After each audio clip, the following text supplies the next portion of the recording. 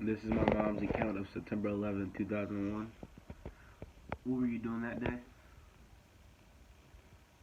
Well, I thought it was a normal day. I went to work like I normally did. I was a first grade teacher at the time. I was 5 months pregnant with Jalen, and I taught first grade like a normal day. I had no idea what was going on. During that time, we didn't have internet access.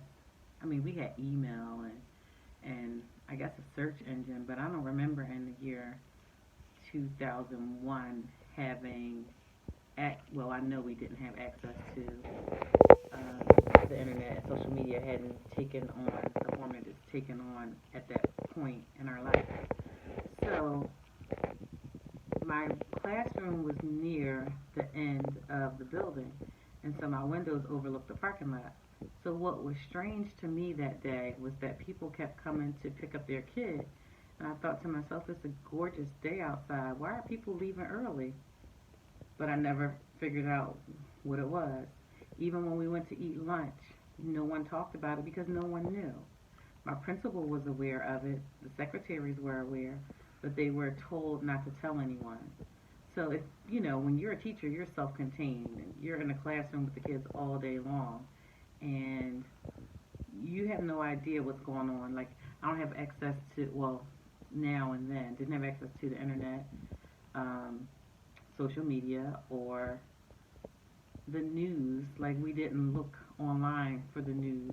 Like at that point, you were still watching the news on TV. It wasn't a large digital format for printing in the year 2001. So it wasn't until about 2:45 when the kids left to go to special, because in first grade you had the last special of the day, that somebody said something happened. They heard that a bomb hit a building.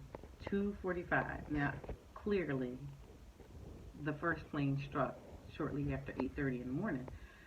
So it was, it was surreal. Like I couldn't imagine a plane hitting a building. But what I really couldn't imagine is what was in store for me on my car ride home. So I remember um, getting in the car and turning on the radio and listening to find out what was happening, and it was just so terrible. I mean, every radio station was just rehashing the events for the day. So I was afraid to drive home. At that time, I lived about 25 minutes from work.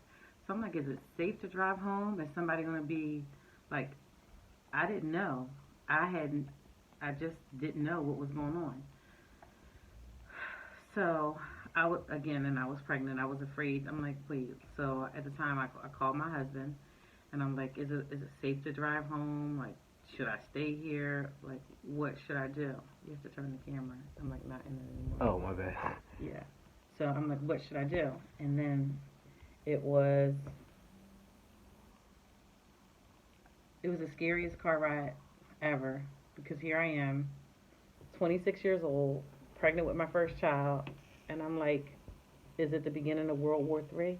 Like, what's going on? So um, that was how I found out. So then I guess for the rest of the evening, I was glued, I'm sure like the rest of the country, to the TV, like just terrified. And then um, the bombs went off in Afghanistan, air quote, accidentally. So I just really didn't know what was happening. It was scary. I remember like when I got home, I was too afraid to eat. A pregnant woman not wanting to eat, right? That sounds weird, but I didn't want to eat because I was just consumed with finding out what happened, who did this, why would someone want to do something so at that time heinous. I mean, it was still heinous now, but it was so unheard of for someone to do that. And then just seeing like the live footage of the rescue workers, um, fire, police, the ambulance, just trying their best to save people from the buildings after the collapse, and it's just debris, and all the phone towers were out, and people are wondering like, Are they on a train? Because there was that one train.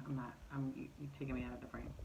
There was the one train that, remember, had to go to New Jersey, and it just let I forget what the small town was in New Jersey, but I believe when you say you have a teacher who lives in a small town where the plane, not the plane, the trains were, or maybe the buses, they had to go to this town in New Jersey. I have a teacher? Yeah, it was one of his coaches. Yeah, I don't know what you're talking about. So how was the night, like, after work and all that? You were still, like, scared? Yeah, I was scared. Didn't eat. The days after, what happened after that? Well, it was just filled with uncertainty. Hello. You're not holding it. You don't have to be so close. It was just filled with uncertainty. I guess the hardest moment for me the next day was talking to a classroom full of first graders who they're 6 years old at the time about what happened. You couldn't not talk about what happened.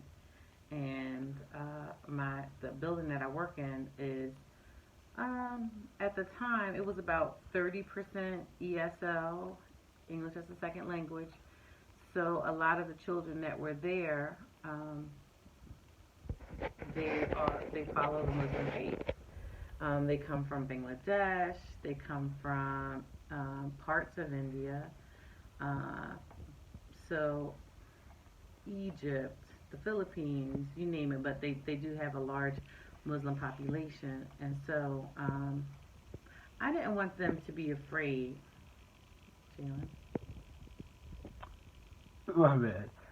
Maybe you should just hold it still. And you know, I don't even want to watch the whole thing. okay. So I needed to reassure. My biggest thing was, after reassuring myself, reassuring the little people in my class at the time that the world was okay. Like, we could go out for recess. The kids who were of Muslim faith, that their families were safe. Things would be okay. So I guess that was the biggest hurdle. Because let me tell you, until we addressed the elephant in the room, there was no way to teach and pretend like it was a normal day, because it wasn't a normal day. That's all I needed. Thank you. Have a nice night.